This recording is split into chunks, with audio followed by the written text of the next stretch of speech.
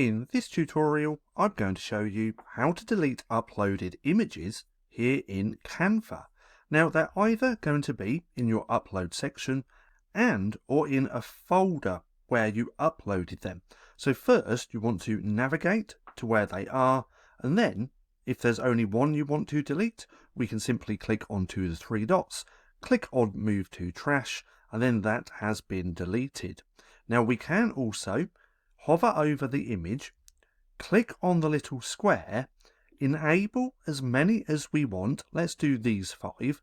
And then if we look down here, this has selected 5, and now we can delete multiple uploads at the same time, just like that. So as you can see, it's pretty easy to delete uploaded images here in Canva. Now, if you found this video helpful at all, then please consider giving me a like, as it really helps out the channel.